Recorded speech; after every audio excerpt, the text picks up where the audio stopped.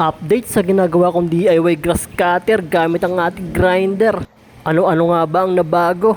Simula nung huling testing natin. Bali dito ay hindi pa nga pala siya tapos dahil kulang din tayo sa oras. Kaya hindi natin agad mabuo-buo ito. Pero anyway, inutay-utay natin buuin to para naman malaman natin kung talagang magagamit natin to. Kung mapapansin nyo nga, nilagyan natin siya ng lagayan ng tanse. Kung dati ang gamit natin yung kabitan lang ng bala ng grinder. Yan kagaya niyan. Dati ganyan lang, pero ngayon napag-isip-isip ko na maganda pala yung pambapping. Bukod sa malapad na, mas malayo yung distance niya mula sa grinder. Kaya mas magandang ikot ang tansi natin diyan at hindi tatama ito sa grinder.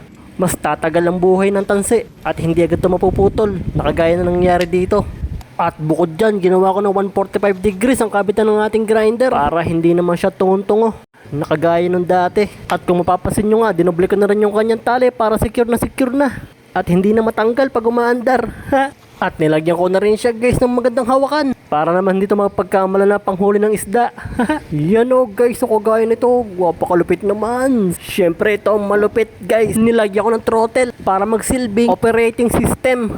Na kapag pinihit mo yan, saka lang iikot ang ating grinder. Syempre para gumana yan, kailangan natin ng device na kagaya nito. Yan paano ba yan gumagana? Simple lang guys. Dito nga tinesting ko muna kung gagana sa ating grinder para siya magsilbing controller ng speed ng ating grinder para hindi masyadong delikado.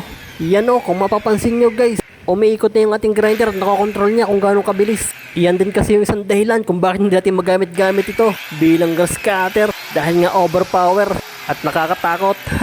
Kaya ginamitan ko siya ng speed controller na kagaya nito guys, napakastig. At eto, pakinggan natin kung gaano to gumagana at napakagaling. Yan kung mapapansin nyo nga, napaka-accurate ng pag-iikot. Nakokontrol ko na yung grinder, hindi na siya overpower. Na pagbukas mo ay todo na agad ang ikot. Diyan, okay na guys. Kaya magagamit natin siya ng ayos. Sana magamit nga natin ng tama. Pinag-iisipan ko pa kung paano tayo co-convert. Bali yun na lang gagawin ko sa next video. Kung saan part natin ito ilalagay. At kung paano natin ito lalagyan ng cable papuntang throttle. Nang sa gayon ay makontrol natin ang speed ng ating DIY grass cutter. Kaya guys, abangan nyo sa next video ang paglalagay natin ng ating speed controller. At iniisip ko na rin nalagyan siya ng inverter. Nakakayanin ng 12 volts battery. Napaanda rin ang ating grinder. Nang sa gayon na hindi na natin kailanganin ang ating mahabang wire papunta sa ating extension. At sana nga merong ganun. At kung umabot ko nga dito, pa-comment naman guys kung meron yung inverter na kayang paganahin ng ating grinder gamit lang ang 12 volts battery. At dahil nga nag 1 million ang unang video natin guys, maraming salamat sa mga nakapanood. Ako nga pala si Ryan FMB, ang nagsasabing hindi tayo habang buhay ganito. Love ya. Parang narinig ko na yun.